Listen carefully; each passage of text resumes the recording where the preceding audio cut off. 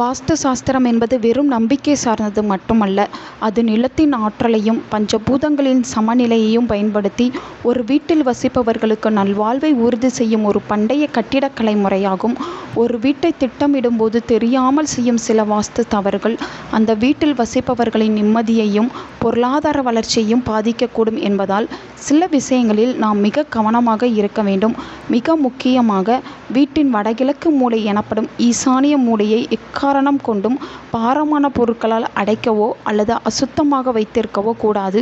இந்த திசைதான் ஒரு வீட்டிற்கு தெய்வீக ஆற்றல் நுழையும் இடமாக கருதப்படுகிறது. எனவே இங்கு கழிவறை அமைப்பதையோ அல்லது படிக்கட்டுகள் கட்டுவதையோ முற்றிலும் தவிர்க்க வேண்டும். அதேபோல் வீட்டின் மைய பகுதியான பிரம்மஸ்தானம் எப்பொழுதும் காலியாகவும் காற்றோட்டமாகவும் இருக்க வேண்டும்.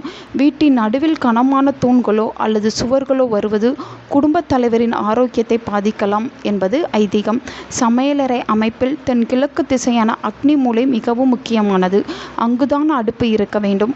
ஒருபோதும் வடகிழக்கு மூலையில் சமையலறை அமைக்கக்கூடாது. இது குடும்பத்தில் தேவையற்ற மருத்துவ செலவுகளையும் சச்சரவுகளையும் உண்டாக்கும். மேலும் சமையல் அறையில் தண்ணீர் புழங்கும் இடமும் நெருப்பும் அதாவது அடுப்பும் அருகருகே இருக்கக்கூடாது என்பது ஒரு முக்கியமான விதியாகும். படுக்கை அறை பொறுத்தவரை தென்மேற்கு திசையே சிறந்தது. வடக்கு திசையில் தலை வைத்து படுப்பதை தவிர்க்க வேண்டும். ஏனெனில் இது பூமியின் காந்த விசையினால் தூக்கமின்மை மற்றும் இதயம் தொடர்பான சிக்கலை ஏற்படுத்தக்கூடும். அதேபோல் வீட்டின் வாசலுக்கு நேராக கண்ணாடி வைப்பதையோ அல்லது விரிசல் அடைந்த கண்ணாடிகளை பயன்படுத்துவதையோ தவிர்க்க வேண்டும். இது வீட்டிற்குள் வரும் நேர்மறை ஆற்றலை திருப்பி அனுப்பிவிடும். வீட்டு நிலைவாசல் மற்ற கதவுகளை விட சற்று பெரியதாகவும் அழகாகவும் இருக்க வேண்டும். நிலைவாசலுக்கு நேராக கழிவறை கதவோ அல்லது அழுக்கு நிறைந்த இடங்களோ இருக்கக்கூடாது. வீட்டின் வடக்கிலும் கிழக்கிலும் அதிக ஜன்னல்களை அமைத்து தெற்கிலும் மேற்கிலும் சுவர்களை உயரமாக வைப்பது செல்வ செழிப்பை தக்க வைக்க உதவும்.